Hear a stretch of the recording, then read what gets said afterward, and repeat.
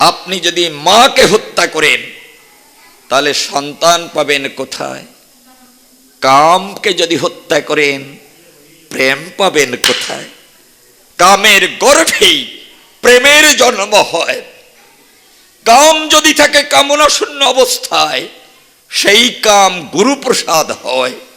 কাম আছে, কামনা নেই, কি করে বুঝবেন? একটা পদ্ম যখন আপনার এখন দেখছেন হিন্দু মিডিয়া চ্যানেলটি সাবস্ক্রাইব করুন। স্বামী বিবেকানন্দের একটা কথা আছে। বিবেকানন্দ বলেছেন, ভগবানের উদ্ধৃতি দিয়ে, এই পৃথিবীতে যত মঠ মন্দির গড়েছ, ইট কাঠ পাথর দিয়ে যত মন্দিরকে তুমি সাজিয়েছ, রঙের তুলিতে যত মন্দিরের করেছ বাহারি দান, এই পৃথিবীর কোন মন্দিরে মাথা খুঁড়ে গেলেও তুমি পাবে না আমার সন্ধান। এই পৃথিবীর কারো গড়া মন্দিরে আমি থাকি না, আমি আমার গড়া মন্দিরে থাকি। এই মন্দিরটা কেন প্রভু এত সুন্দর করে গড়ে দিলেন? কেন গড়ে দিলেন? উনি নিজে বসত করবেন বিধায়, উনি নিজের ভিতরে আছেন বিধায় এই দেহটাকে উনি এত সুন্দর করে গড়ে দিলেন।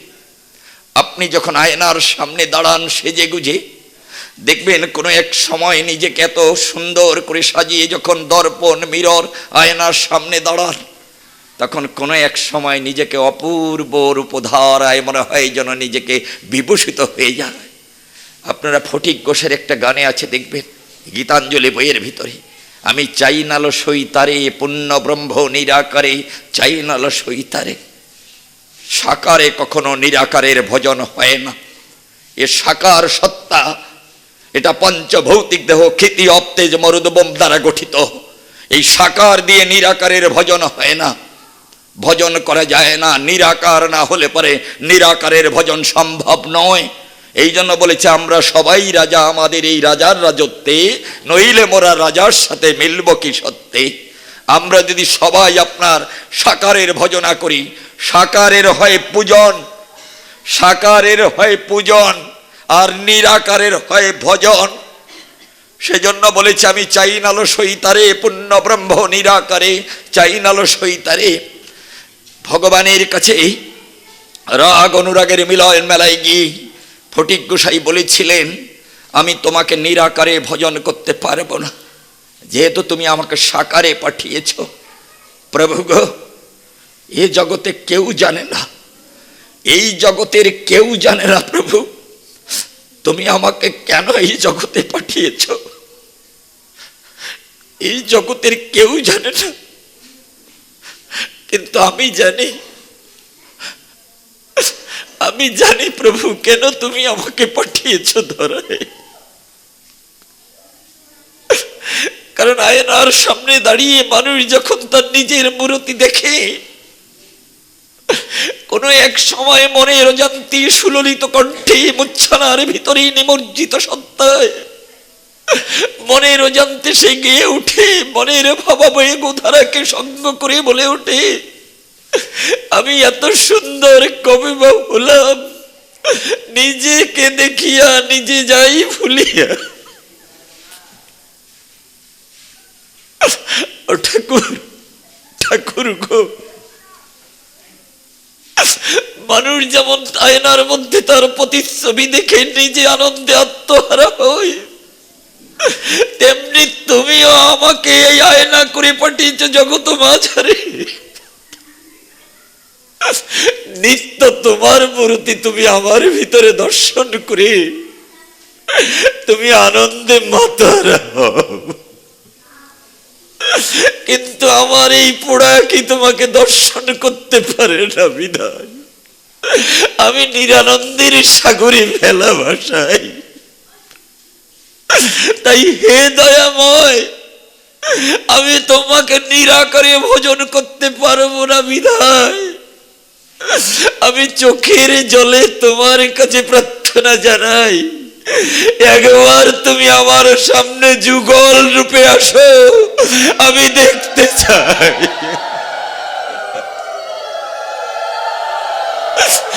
একবার এসে তুমি যুগল রূপে দাঁড়াও, তুমি যেমন আমার মধ্যে তোমাকে দেখে আনন্দ পাও, তেমনি আমিও তোমার ভিতরে আমাকে দেখে মহানন্দের বাজারে ভাসতে চাই। একবার এসে দাঁড়াও দয়াময়।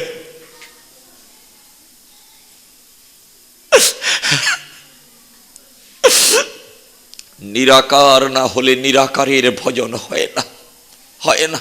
সাকার দিয়ে যেটা হয় সেটা পূজন হয়, কিন্তু নিরাকার না হলে পারে ভজন হয় না। বিধায় মানুষ যখন সমাধিস্থ হয় তখন তার আত্মা চলে যায় বাইরে, জীবাত্মা বাইরে গেল, পিতৃত্মাত্মা গোপন রইল। বাইরে গিয়ে ভগবানের সাথে কথোপকথন হয়। আয় না তুই আমার কাছে, দেখ না কত মহাশান্তি পাওয়া যায়। ওই দিকে গেলে পারে গুরু পাবি, এই দিকে গেলে সকল হারাবি। মনের কাছে, অন্ধ মনের কাছে প্রশ্ন করি, বিবেককে সাথী করে যা না তুই প্রেম পথে, পাবি কৃষ্ণ জনার্দন।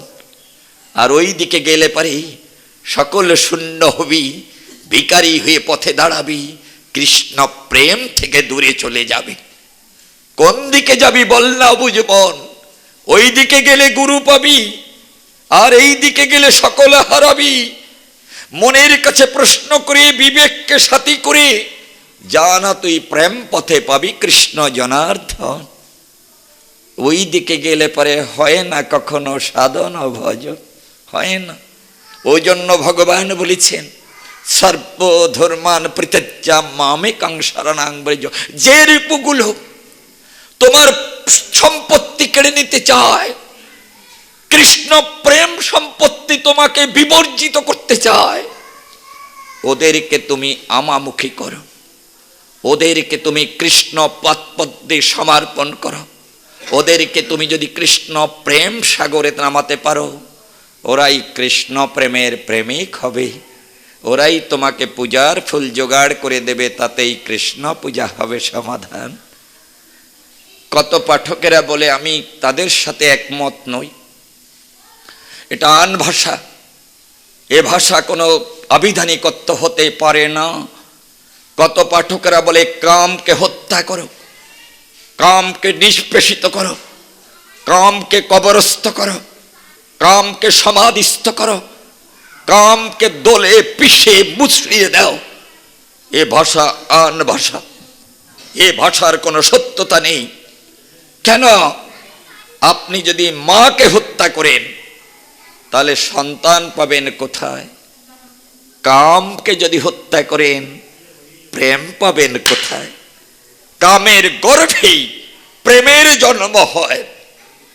কাম যদি থাকে কামনা শূন্য অবস্থায়, সেই কাম গুরুপ্রসাদ হয়। কাম আছে, কামনা নেই, কি করে বুঝবেন? একটা পদ্ম যখন আপনার মাথাটা ভাসিয়ে দেয়, 3 দিন থাকে আপনার এমনি করে শতদল পদ্ম এঁটে থাকে, আপনার এমনি করে এঁটে রয় 3 দিন। সৎ চিত আনন্দ, সৃষ্টি স্থিতি প্রলয়, ব্রহ্মা বিষ্ণু শিব যারে কয়, এই 3-এর মধ্যে এককে খুঁজে পাবার তরে শতদল পদ্ম এঁটেছিল 3 দিন ধরে। বিহনে বাসর ঘরে আপনার এই 3 দিন যখন তার আপনার পাপড়িগুলো এঁটে রয়, ওর ভিতরে একটা মৃণাল ছিল, ওই মৃণালের উপরে ভ্রমর বসতে পারে নাই, পারেনি। যখন ওই পদ্ম পাপড়িগুলো প্রসারিত হলো, তখন ওর উপরে ভ্রমর বসে পরাগায়ন ঘটালো। কাম যদি থাকে কামনা শূন্য অবস্থায়, সেই কাম গুরু প্রসাদ হয়। কাম আছে, কামনা নেই, কি করে বুঝবেন? আপনাদের বাড়িতে যদি একটা এড়ে গরু থাকে আর একটা যদি মা গরু থাকে, আপনি দেখবেন ওদেরকে ফ্যান কুড়ো যা খাবার দিচ্ছেন ওরা নাক ডুবিয়ে দিয়ে খাচ্ছে। আপনার ওদেরকে আপনার নির্ম প্রাণী থেকে রক্ষা করতে একটা মশারি টানিয়ে দিয়েছেন, ওর ভিতরে ওরা জোরে জোরে শ্বাস প্রশ্বাস নিচ্ছে, পরমানন্দে ঘুমোচ্ছে। 365 দিন এক জায়গায় বাঁধা থাকে।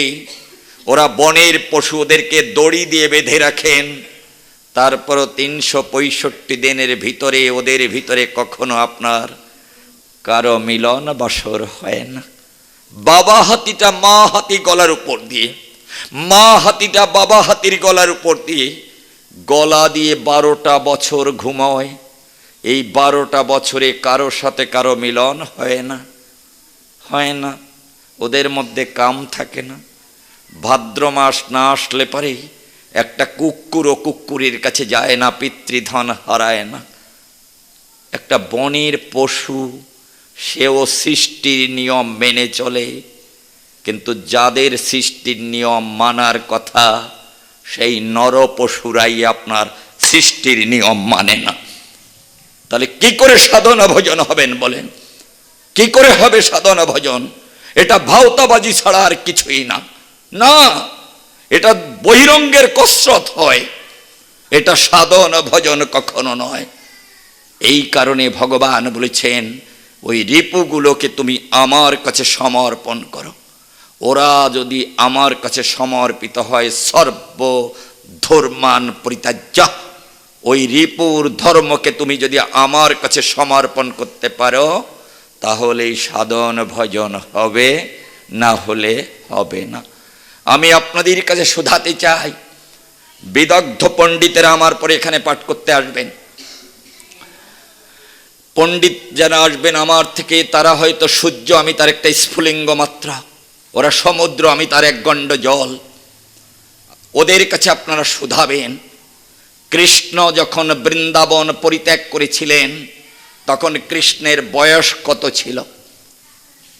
কৃষ্ণের বয়স ছিল যখন আপনার 10 বছর 8 মাস, তখন কৃষ্ণ বৃন্দাবন পরিত্যাগ করেছিলেন। অক্কুর গিয়ে নিমন্ত্রণ জানালে পারে আপনার কংসের মল্ল যুদ্ধে অংশগ্রহণ করিবার তরে ব্রজগোপী ব্রজবাসীদের বাবা মাকে ফাঁকি দিয়ে রাতের অন্ধকারে কৃষ্ণ চলে আসলেন মথুরায়।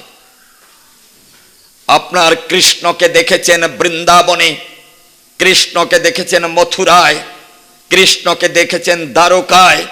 একটা পুণ্যতর, একটা পুণ্যতম, একটা প্রতাপ ঘনমূরতি, একটা প্রাগ ঘনমূরতি, একটা প্রেম ঘনমূরতি। এই প্রেম ঘনমূরতি হলো মধুর বৃন্দাবন। আমরা কৃষ্ণকে দেখেছি কোথায়? বৃন্দাবনে। কয় বছর? 10 বছর 8 মাস। কেন আপনার 11 বছর 12 বছর হলো না কেন? আপনাদের কাছে শুধাতে চাই, যারা তত্ত্বগত শ্রোতা আছেন তাদের তরে এই কথা করে যাই দান। পিতৃ ব্রহ্ম যখন মাতৃ জঠরে গিয়েছিল জাইগট ফর্ম করার তরে, নতুন কোন সত্তা আনার তরে পৃথিবীতে যখন বাবা মা মিলন বাসরোধায়, পিতৃ ব্রহ্ম যখন মাতৃ জঠরে গেল, সেই হিট অফ দ্য মুমেন্ট থেকে যে সময় আপনার সৃষ্টির তরে ওই ধন গিয়েছিল ব্রজপুরে, সেই সময় থেকে গুনে গুনে, সেই সময় থেকে গুনে গুনে 11 বছর 29 দিন, একেবারে গুনে গুনে 11 বছর 29 দিন থাকে কুমার কুমারী। 11 বছর যখন 30 দিনে পা দেয়, তখন মানবের মধ্যে যৌবন আছে। ওই যৌবনকে যদি গুরু কৃপায় আপনার অন্তর্মুখী করা না যায়, তাহলে যৌবন মানবের জীবন থেকে কিছু নিয়ে যায় বিধায়। সেই কারণে কৃষ্ণ আপনার 10 বছর 8 মাস বয়সে বৃন্দাবন পরিত্যাগ করে চলে আসলেন মথুরায়। পৃথিবীর কোন শাস্ত্র কি আর বলেছে? জিজ্ঞাসা করবেন আপনাদের পাঠকদের কাছে, কোন শাস্ত্র কি বলেছে কৃষ্ণ রূপ ধরে নররূপী নারায়ণ বেশে আর কখনো বৃন্দাবনে গিয়েছিল? 23 বছর ছিলেন মথুরায়, আপনার 23 বছর বয়স পর্যন্ত ছিলেন মথুরায়। এরপরে দ্বারকায় গিয়ে জলের নিচে দ্বারকা নগরী গঠন করে, অসত্যকে বিনাশ করে, পৃথিবীকে ধর্ম রাজ্য গঠন করে, মানবকে আপনার ধর্ম উপহার দেবার বাসনায় অর্জুনের রথের সারথি হলেন কৃষ্ণ ভগবান। কয় বছর মধুর বৃন্দাবন? ভালো করে শুনেন। মূল বৃন্দাবনে ছিল 3 বছর 4 মাস, আর বাকিটা সময় নন্দালয় বাবার কাছে ছিলেন। এরপরে বৃন্দাবন পরিত্যাগ করে বলরামকে সাথে করে চলে আসলেন মথুরায়। এখনো আপনার সুললিত কণ্ঠে আপনার সুরের মুচ্ছানায় গেয়ে চলেন, রাই কিশোরী তোমার কানু ওই চলে যায় মথুরায়। কিশোর বয়সে বৃন্দাবন পরিত্যাগ করেছিলেন, আর কোনোদিন বৃন্দাবনে গিয়েছে এটা পৃথিবীর কোনো ইতিহাস বলে না, বলে না, বলে না, বলে না। রাস হয়েছিল কয় বছরে? রাস হয়েছিল 8 বছরে। কৃষ্ণের বয়স যখন 8 বছর তখন রাস হয়। ব্রজগোপীদের বয়স ছিল কত? 6 থেকে 7 বছর। যখন তার কাপড় নেই, দিগম্বরী সত্তায় কামনা বাসনা যখন জীবের মধ্যে উদয় না হয়, ওই সময় রসের বাজারে রসি কিনে হলে পারে, রসে আকার দিলে পারে রাস হয়ে যায়। ওই সময় প্রেম ভক্তি আপনার নিগুড় সত্তায় সেই সময় হল্লিশক নৃত্য হয়েছিল মধুর বৃন্দাবনের গায়ে। যে নৃত্যের মধ্য দিয়ে জীবাত্মা পরমাত্মার মধুর মিলন হয়, সেই নৃত্যকে হল্লিশক নৃত্য বলে শোধায়।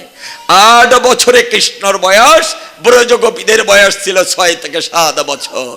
এটা ছিল মধুর বৃন্দাবন। আর কখনো কৃষ্ণ বৃন্দাবনে ফিরে গিয়েছে এটা ইতিহাস শাস্ত্র সাক্ষী দেয় না। যদি বলেন যাহা যা নেত্রে পড়ে তাহা তা কৃষ্ণ স্ফুরে, তাহলে আমার মতো পাঠকের ওখানে থার্মোমিটারের পারদ ওঠে না, ওঠে না। কারণ জগৎটা যে কৃষ্ণময় এটা আমি অনুধাবন করতে পারি না বিধায়। সেই কারণে আপনাদের কাছে শুধাই, 23 বছর পর্যন্ত ছিলেন আপনি মথুরায়, এরপরে দ্বারকায় গিয়ে 101 বছর রাজত্ব করেছেন কৃষ্ণ মহাশয়। এখনো পৃথিবীর শ্রেষ্ঠ রাজা।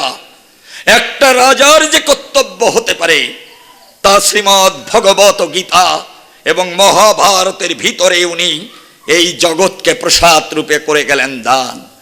যারা কৃষ্ণকে হাত পেতে নাড়ু খাওয়া কৃষ্ণ বলে সুধান, যারা কেবলমাত্র বংশীবাদক কৃষ্ণ বলে নিজেকে শুধাতে চান কৃষ্ণকে, গীতার কোন পাতায় লেখা আছে কৃষ্ণ হাত পেতে ভক্তদের দাঁড়ে দাঁড়ে নাড়ু খেয়েছেন? কোন সময়?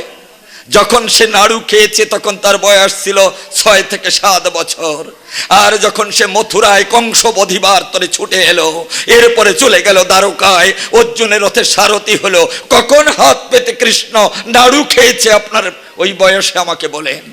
তাহলে তো গীতা মিথ্যা হয়ে যাবে।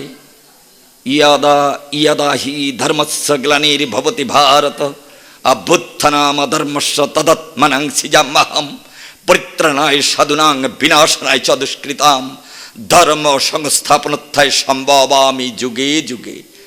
অর্থাৎ এই পৃথিবী যখন আপনার কালগ্রাসে যখন অধর্মের প্রাদুর্ভাব হয়, যখন সাধু ব্যক্তিরা যখন বিপন্ন হয়ে যায়, যখন সত্য ভ্রষ্ট হয়ে যায় মানুষ, তখন আমি ওই ধর্মকে প্রতিষ্ঠা করার জন্য, সাধুদের রক্ষা করার জন্য আমি বারবার এই জগতে আবির্ভূত হই।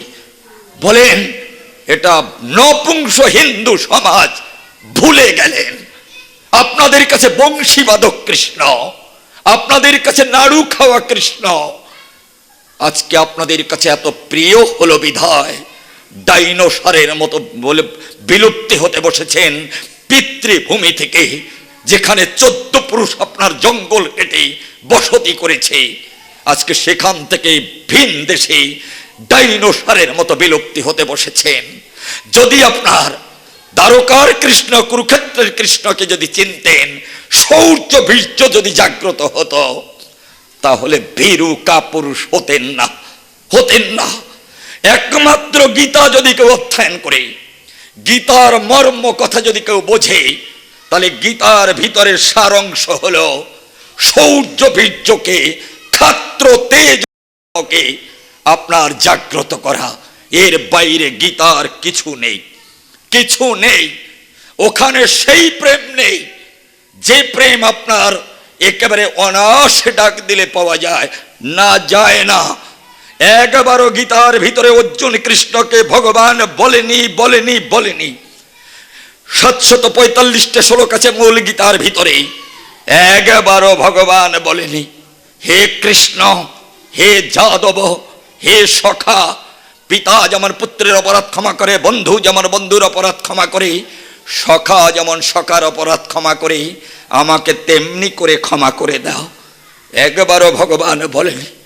জগৎপতি মাত্র 2 থেকে 2.5 হাত দূরে দাঁড়িয়ে আছে।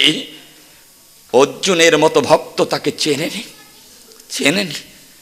বলেছে অর্জুন এ ধর্মযুদ্ধ তোমাকে করতে হবে। ভালো করে শুনে নেন যারা বাবা মা আছেন, আবার কবে দেখা হবে তো জানি না। এই ধর্মযুদ্ধ কৃষ্ণ ঠেকাতে পারতেন, জগৎপতি এই যুদ্ধ ঠেকাতে পারতেন। একটি কারণে শুধু যুদ্ধ ঠেকাতে পারেননি, এটা শ্রীমদ্ ভগবত গীতার মর্মস্পর্শী বাণী। একটি মাত্র কারণে। পৃথিবীতে চারটা জিনিস কখনো আপনার বৃথা যায় না: শহীদের রক্ত, শ্রমিকের ঘাম, মুনি ঋষির বাক্য, সতী নারীর অভিশাপ আর আশীর্বাদ বৃথা যায় না। দ্রৌপদীর চুলের মুষ্ট ধরে দুর্যোধন, দুঃশাসন, যারা অনুশাসন মানে না, যারা কৃষ্ণ নির্দেশ মানে না, যারা সত্যভ্রষ্ট, তারা গীতার পাতায় আপনারা দেখবেন, মহাভারতে দেখবেন, একবারও ধৃতরাষ্ট্র কোনো জায়গায় বলেছে কোনো জায়গায় আমার পুত্রগণ এবং আমার ভ্রাতুষ্পুত্রগণ বলেছে? বলেন, একবারও বলেনি। বলেছে আমার পুত্রগণ এবং পাণ্ডুপুত্রগণ, আমার পুত্রগণ এবং পাণ্ডুপুত্রগণ। কেন বলল? গীতা না বুঝলে পারে কৃষ্ণকে জানা যাবে না, না যাবে না। ও ভাগবতের আপনার অকাসুর বকাসুর বধ এটা অনেক সহজ, কিন্তু কৃষ্ণ প্রেম বুঝতে হলে গীতা আপনাকে বুঝতে হবে। একবারও আপনার বলেনি আমার পুত্রগণ আমার ভ্রাতুষ্পুত্রগণ ধর্মক্ষেত্রে কুরুক্ষেত্রে সমবেতা যজুৎসব মামকা পাণ্ডবাচ্চৈব কিং কুরুবত সঞ্জয়। বলেছে কে? সঞ্জয়কে। কে বলেছে? ধৃতরাষ্ট্র।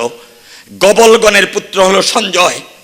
এই ধৃতরাষ্ট্রকে আপনার তার গুরুদেব ব্যাসদেব তাকে দিব্যচক্ষু দিতে চেয়েছিলেন যে কুরুক্ষেত্রে যে রণাঙ্গনে যে যুদ্ধ হবে, সেখানে যে রক্তধারা প্রবাহিত হবে, সেটা তুমি নিজ নয়নে দেখতে পাবে। ধৃতরাষ্ট্র বলেছিলেন আমি ওই দিব্য আখি চাই না, আমি ওই রক্তের ধারা, আমার আপনজনের রক্তের ধারা আমি দেখতে পারবো না। বিধায় আপনার ব্যাসদেব আপনার সঞ্জয়কে আপনার এই দিব্যচক্ষু দান করেছিল। যেখানে বসে আপনার যুদ্ধ হয়েছিল সেখান থেকে 62 কিলোমিটার দূরে বসে, 62 কিলোমিটার নয় 62 মাইল দূরে বসে ওই যুদ্ধ আপনার দেখে দিব্য নয়নে সঞ্জয় ব্যাখ্যা করতেছিল ধৃতরাষ্ট্রের কাছে। আর ধৃতরাষ্ট্রকে সেই কথা সঞ্জয় আপনার ব্যক্ত করতেছিলেন, কিভাবে কুরুক্ষেত্রের যুদ্ধ সমাপন হয় আমাকে সবিস্তারে বর্ণনা করে বুঝাও। ধর্মক্ষেত্রে কুরুক্ষেত্রে সমবেতা যজুৎসব মামকা পাণ্ডবাচ্চৈব কিঙ্কর কুর্বত সঞ্জয়। বলো সঞ্জয়। সঞ্জয় মানে কি? বাড়ি গিয়ে ভালো করে অভিধান খুলে দেখবেন। সঞ্জয় মানে বিবেক। সঞ্জয় মানে বিবেক। যে আমাদের মধ্যে বসে আছে, গীতার ভিতরে ভগবান বলেছেন আমি প্রত্যেকের ভিতরে বিবেক রূপে আছি বর্তমান। ওই বিবেকের কাছে পাত সাধলে, বিবেকের কাছে প্রশ্ন করলে পাবে তুমি কৃষ্ণের সন্ধান। প্রত্যেকের বিবেক জাগ্রত যদি হয়, অন্ধ ধৃতরাষ্ট্র বলতেছে হে সঞ্জয়। সঞ্জয় মানে কি? বিবেক। আর ধৃতরাষ্ট্র মানে কি? অন্ধ মন। যে মন কখনো কৃষ্ণ করে না দর্শন, সেই অন্ধ মন বিবেককে জাগ্রত করে বলতেছে ও বিবেক, সঞ্জয় তুমি আমাকে বলো ধর্মক্ষেত্র, এ দেহটা ধর্মক্ষেত্র, এর ভিতরে প্রভু বসে আছে বিধায় এটা ধর্মক্ষেত্র। কুরুক্ষেত্র এই মহাসংসার, যেখানে প্রতিদিন ওই যুদ্ধের সমাহার। এই ধর্মক্ষেত্রের বাজারে কুরুক্ষেত্রের যুদ্ধে প্রতিদিন সত্য অসত্যের যুদ্ধ হয়। ওই যুদ্ধে কার জয় পরাজয় হয় হে সঞ্জয় আমি অন্ধ মন করি না দর্শন, তাই তুমি আমাকে বিস্তারিত ভাবে বলো। নিত্য অন্ধমন বিবেককে ডেকে ডেকে বলতেছে বলো এই যুদ্ধে কার জয় পরাজয় হয়? আমার পুত্রগণ আর পাণ্ডুপুত্রগণ। আপনাদের কাছে শুধাতে চাই পাণ্ডুপুত্রগণ কেন হলো? পণ্ড ধাতু থেকে পণ্ডযোগুণ, পণ্ডযোগুণ ইজুগল টু পাণ্ডব। পণ্ড মানে কি? পণ্ড মানে দেবোজ্জ্বল জ্ঞান, দেব উজ্জ্বল জ্ঞান, একটা উদ্ধারণ, একটা মহা উদ্ধারণ। পশুত্ব থেকে মনুষ্যত্বে, মনুষ্যত্ব থেকে দেবত্বে, পশুত্ব থেকে মানুষ যখন মনুষ্যত্বে যায় তখন তাকে উদ্ধারণ বলে শুধায়। আর এই মনুষ্যত্বের পরাকাষ্ঠায় বিধৌত হয়ে মানুষ যদি দেবত্বে যেতে পারে, তাহলে তার প্রত্যেকটা রথ মধুর বৃন্দাবনে পরিণত হয়ে যায়। আর সেই রথের সারথি হয় কৃষ্ণ ভগবান। এই জন্য একটা উদ্ধারণ, একটা মহা উদ্ধারণ। পণ্ডযোগুণ ইজিক্যাল টু পাণ্ড। পণ্ড মানে কি? দেবোজ্জ্বল জ্ঞান। অর্থাৎ যে জ্ঞান ভগবানকে বসাতে হৃদ মন্দিরে সক্ষম হয়, তাহাকে দেবোজ্জ্বল জ্ঞান বলে শুধায়। এই কারণেই আপনার কৌরবদের দলে পালিয়ে গিয়েছিলেন আপনার বলরাম ভয়ে। বলরাম অবতার ছিলেন, এরপরও তিনি কৌরবদের দলে চলে গিয়েছিলেন। কিন্তু কৃষ্ণ দেখালেন যথা ধর্ম তথা জয়। যেখানে সত্য সেখানে কৃষ্ণ, যেখানে পবিত্র সেখানে কৃষ্ণ, যেখানে প্রেম সেখানে কৃষ্ণ, যেখানে শৌর্য, যেখানে বীর্য, যেখানে আপনার এই মহাসমাধান, সেখানেই হয় কৃষ্ণ ভগবান। এই জন্য যার শৌর্য বীর্য নেই, তার দ্বারা কৃষ্ণ ভজন হয় না, হয় না। নপুংসের ব্রহ্মচর্য, ভিখারির বৈরাগ্য আর শক্তিহীনের ভক্তি, এ কোনো কাজে লাগে না, কোনো কাজে লাগে না। নপুংসের ব্রহ্মচর্য, যার পৌরুষত্ব হারিয়ে গেছে, সে যদি বলে আমি ব্রহ্মচারী হব, ওর জন্য সাধনার দরকার নেই, ও অটোমেটিকলি হয়ে গেছে। আর ভিখারির বৈরাগ্য, যার ঘরের বেড়া নেই, যার কিছু হারাবার ভয় নেই, সে যদি গুপিটে টনটন টনটন করে বাড়ি দিয়ে বলে এই তো আমি ঘরের বাহির হলাম রে, এর ভিতরে কোনো কৃতিত্ব নেই। আর শক্তিহীনের ভক্তি, যার শক্তি হারিয়ে গেছে, তার পূজা ভগবান কখনো গ্রহণ করে না, করে না, করে না। ও যা যা করেন না কেন, 99 ভাগ বহিরঙ্গের কসরত হয়। ও সাধনায় কৃষ্ণ প্রেম পাওয়া যায় না। ভালো করে শুনে নেন, যে সাধনা মানুষ দেখে, সেই সাধনায় দেহ শুদ্ধ হয়, আত্মশুদ্ধি হয় না। যে সাধনা মানুষ দেখে, একে আপনার দেহ শুদ্ধ হয়, আত্মশুদ্ধি হয় না। একটা কনসাস মাইন্ড, একটা সাবকনসাস মাইন্ড, একটা আপনার সচেতন মন আর একটা অবচেতন মন। আপনার ভিতরে দুটো মন রয়। এই সচেতন মনের কর্ম আছে, ক্রিয়া আছে, অবচেতন মনের কোনো ক্রিয়া নেই। একটা ঈশ্বর আর একটা জীব। জীব আপনার অচেতন অবস্থায়, ওই সচেতন মন তার উপরে যদি বসতি করে, অচেতন মন ও সচেতন মনে পরিণত হয়ে যায়। আর যদি অচেতন মনকে সচেতন মন ছেড়ে যায়, তখন সেই মানবের কৃষ্ণ প্রেম মৃত্যু হয়, কৃষ্ণ প্রেম জাগে না তার অন্তরে। আপনার গায়ের উপর দিয়ে একটা উল্লা ডেও পিঁপড়ে হাঁটতেছে, আপনি মনে করলেন এটা একটা কি হাঁটতেছে আমার উপরে, এটা আপনি ফেলে দিলেন। এটা অনুভব, এটা অনুভব। আর বাতাস যখন ফুলের গন্ধ বয়ে নিয়ে যায়, আপনার 10 ইন্দ্রিয় জানে, চক্ষু কর্ণ নাসিকা জিহ্বা ত্বক বাক পানি পাদ পাউ উপস্থ জানে, জানে না। এই 10 ইন্দ্রিয় জানে না। একটা অনুভব আর একটা অনুভূতি, ইন্দ্রিয় প্রদত্ত যাহা রয় তাহাকে অনুভব কয়, আর আত্মপ্রদত্ত যাহা রয় তাহা অনুভূতি হয়। এই জন্য এই অনুভব, এটা কনসাস মাইন্ড আপনার অনুভূতি, আর অনুভব এটা সাবকনসাস মাইন্ড। এই জন্য যদি আপনি ওই ইন্দ্রগুলোকে ওই অন্তর্মুখী করতে পারেন, তাহলে জীবাত্মার সাথে পরমাত্মার যে মিলন হয়, সেই মিলনকে রাধা কৃষ্ণের মিলন বলে শোধায়, শোধায়। আমি আপনাদের কাছে বলে যেতে চাই, বলেছি একবার অর্জুন কৃষ্ণকে ভগবান বলেন, হে যাদব, হে কৃষ্ণ, হে সখা। পিতা যেমন পুত্রের অপরাধ ক্ষমা করে, বন্ধু যেমন বন্ধুর অপরাধ ক্ষমা করে, সখা যেমন সখার অপরাধ ক্ষমা করে, আমাকে তেমনি করে ক্ষমা করে।